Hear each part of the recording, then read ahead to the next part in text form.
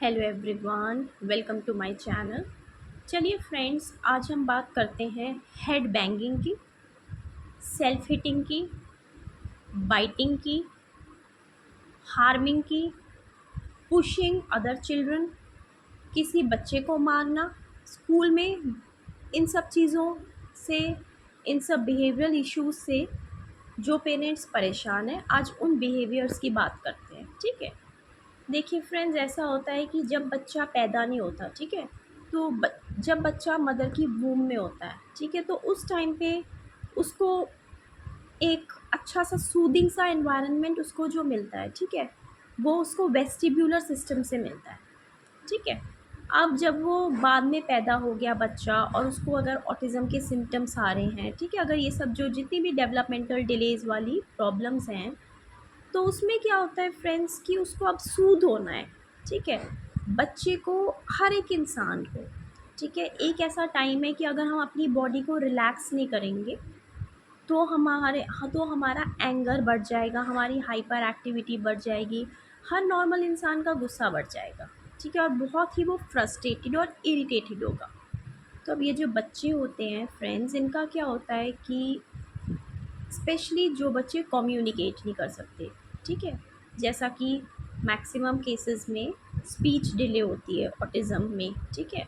तो अब इन केसेस में बच्चा कम्युनिकेट नहीं कर सकता, और अब उसको अगर अंदर से स्ट्रेस हो रहा है, ठीक है, किसी वो बहुत ज़्यादा स्ट्रेस हो रहा है, वो थक गया है, ठीक है, उसके कंफर्ट जोन से आप उसको बाहर निकाल के कोई एक्टिविटी बोल रहे हैं कि पहले ये एक्टिविटी करो, ठीक है, उसके बाद उसको एंग्जाइटी हो रही है, वो अटेंशन सीक करना चाहता है आपका कि पेरेंट्स मुझे मुझे ही देखें। तो ये सारे केसेस में वो हेड बैंगिंग कर सकता है, सेल्फ हिटिंग कर सकता है, सेल्फ बाइटिंग कर सकता है, दूसरे को बाइट कर सकता है, पुशिंग कर सकता है, किसी भी बच्चे को पेंसिल मार सकता है, किसी भी बच्चे को धक्का दे सकता है, मार सकता है। ठीक है, ये सारे सिम्टम्स आ सकते हैं उस बच्चे में। नेल बाइटिंग कर सकता है। ठीक है, तो वो सारे सिम्टम्स उसमें ये शो करते हैं कि हम अपना गुस्सा, हम अपनी एंग्जाइटी कर रहे हैं, शो कर रहे हैं। It is a way of express. ठीक है, ये एक्सप्रेस करने का तरीका है, और उससे उसको सूदिंग होता है। ठीक है, उससे उसको सूदिंग होता है, उसका वेस्टिब्यूलर सिस्टम एक्टिवेट होता है, क्योंकि वो अंडर स्टिमुलेटेड हो रहा होता है इन बच्चों में।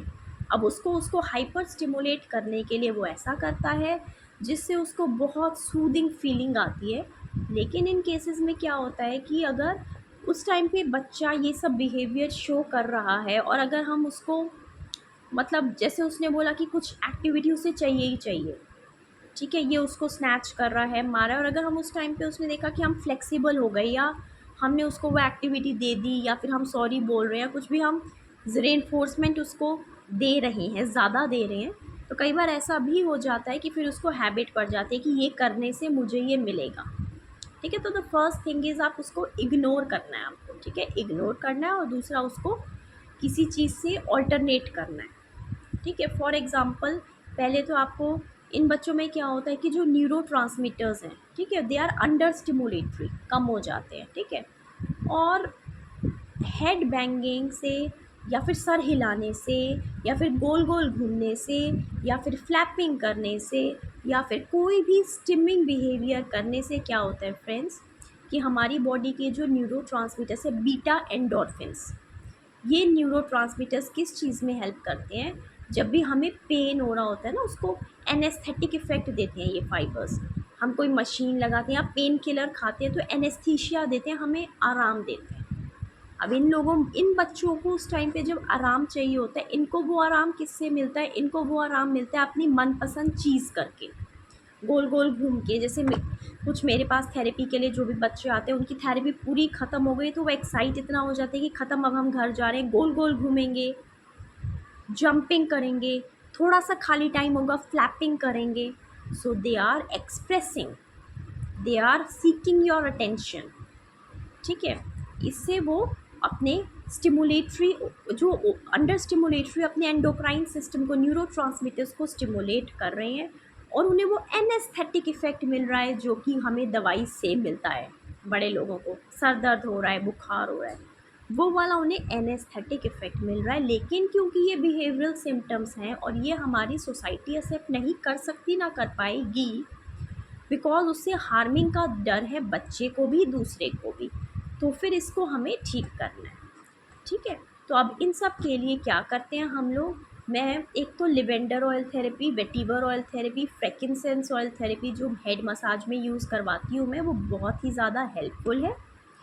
कलर थेरेपी, ब्लू बॉटल और ग्रीन बॉटल का सन चार्ज्ड बॉटल का जो पानी होता है वो बहुत ही हेल्पफुल होता है बच्चे को काम रखने में, तो उसको जल्दी जल्दी एंग्जाइटी नहीं आती है, ठीक है। जैसे कहते हैं किसी दवाई खाने से जल्दी जल्दी सर दर्द नहीं हो रहा, इन सब चीज़ों से होलिस्टिक अप्रोच पे इसलिए जाते हैं कि उससे जल्दी जल्दी वो सब सिम्टम्स बॉडी में आते नहीं हैं, सिम्टम्स को ख़त्म करते हैं, ठीक है। और अगर आप लोगों को ये पता चल जाएगा, ठीक है, कि ट्रिगर कैसे हो रहे हैं ये सिम्टम्स, ट्रिगरिंग फैक्टर्स, अगर उन ट्रिगरिंग फैक्टर्स को आपने देख लिया कि अच्छा इस ट्रिगरिंग, शुरुआत में आपको देखना है किस चीज़ से ट्रिगर हो रहे हैं, तो कोशिश करके उस ट्रिगरिंग फैक्टर्स को अवॉइड कर सकते हैं या फिर उससे बच्चे को अडेप्ट भी करा सकते हैं, ठीक है। जैसे कि मान लो बच्चा किसी एक्टिविटी को करने के लिए रोज़ शोर मचा रहा है और आप चाहते हैं कि हमें सिखाना ज़रूरी है, तो अडेप्ट कराने के लिए आप कुछ हैप्पी हॉर्मोन्स वाले, हैप्पीनेस वाले पॉइंट्स, एक्यूप्रेशर पॉइंट्स साथ साथ यूज़ कर सकते हैं, या फिर साथ में एक चॉकलेट रख सकते हैं कि तुम ये एक्टिविटी कर लोगे तो मैं तुम्हें ये गिफ्ट दूंगा, रेनफोर्समेंट का सहारा ले सकते हैं, ठीक है। दोनों में से कोई भी चीज़ कर सकते हैं आप, ठीक है। तो ये सब चीज़ें अगर सिम्टम्स का फॉर्म ले लेती हैं तो डिफरेंट स्टिमिंग बिहेवियर्स हो जाते हैं वो, ठीक है। वो उसको फिर स्टिमिंग बिहेवियर्स के अंदर कहलाया जाता है। और सबसे बड़ा ये जो बिहेवियरल इश्यूज़ हैं, इसीलिए इसमें ये डाइट दी जाती है, होलिस्टिक अप्रोच में डाइट भी इम्पॉर्टेंट मानी जाती है। इसीलिए डॉक्टर्स कहते हैं कि ऑटिज़म अगर ये सारे सिम्टम्स हैं, बच्चे को स्पीच नहीं है, तो आप अवॉइड कीजिए, क्योंकि न्यूट्रिशन और सप्लीमेंट्स, न्यूट्रास्यूटिकल्स मेरी वीडियो है, ये सब चीज़ें इसमें बहुत ही ज़्यादा सपोर्ट करते हैं। As it is a disorder, there is no cure, we can improve it to the fullest. तो न्यूट्रास्यूटिकल्स या न्यूट्रिशन सप्लीमेंट्स जो होते हैं वो हमें सपोर्ट करते हैं कि हमें गुस्सा या सिम्टम्स हमें आए ही नहीं, ठीक है। आयरन देते हैं, कार्नोसिन दे दिया, ठीक है, ब्राह्मी, अश्वगंधा, ये सब चीज़ें दे दी हमने, gluten free, casein free, sugar free diet दे दी, तो इससे हमारे ब्रेन को सपोर्ट मिला कि ये सिम्टम्स अंदर आए नहीं, ठीक है। तो ये छोटी सी वीडियो थी कि किस तरह से आप self hitting, self biting, self harm, इन सारे बिहेवियर्स को अलॉन्ग विद हेड बैंगिंग आप कैसे रोक सकते हैं, ठीक है। वैसे मैंने इसमें आपको कौन से पॉइंट्स पे काम करना है, एंगर वाले पॉइंट्स पे काम करना है। फिर भी अगर कोई कन्फ्यूजन है तो मैं नेक्स्ट वीडियो में स्पेसिफिक पॉइंट्स आपको बता दूंगी कि कौन कौन से पॉइंट्स पे काम करना है, जिससे जो है आपके न्यूरोट्रांसमीटर्स नॉर्मली भी इन बच्चों के एक्टिवेट रहें, अंडर स्टिमुलेटरी ना हो पाएँ। वैसे ये पानी, ये मसाज थेरेपीज़ इसके लिए बहुत ही ज़्यादा beneficial है, along with diet as well as nutraceuticals. Hope you like my video. Stay safe, stay healthy.